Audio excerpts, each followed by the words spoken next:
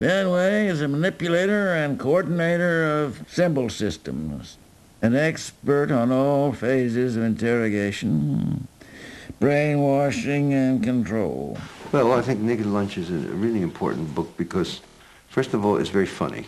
It's uproarious humor, a great satire on a lot of modern American myths of medicine, of police, of diplomacy, of government. But when Burroughs published Naked Lunch, I mean, in the 50s, this was really extraordinary. It was definitely revolutionary at the time. I mean, he was doing this in the middle of the McCarthy era, Eisenhower presidency, and this was totally shocking. It's like Norman Mailer told me that in the 1950s when, actually it was in America, it was in the 1960s, when Naked Lunch was published, finally, he said that many of his friends and he himself felt very relieved because they realized that a great man had stood up and spoken when in Naked Lunch, The courage to publish something as dramatic as Naked Lunch, as dramatically individual as Naked Lunch, the individual expression of one person against all the mores of the culture. I deplore brutality, he said. It's not efficient. On the other hand, prolonged mistreatment, short of physical violence, gives rise, when skillfully applied, to anxiety and a feeling of special guilt.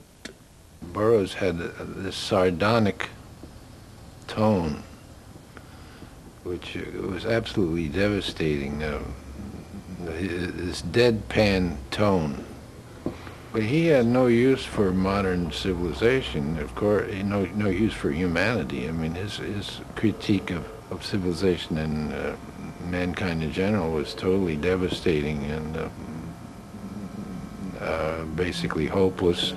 Burroughs has gone on writing. He's provided the reader with means to resist through the cut-out method, how to penetrate through the fog of language which governments lay down to brainwash people.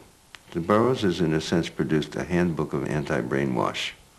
I think if you read through Burroughs, you emerge smarter than when you started. The subject must not realize that the mistreatment is a deliberate attack of an anti-human enemy on his personal identity.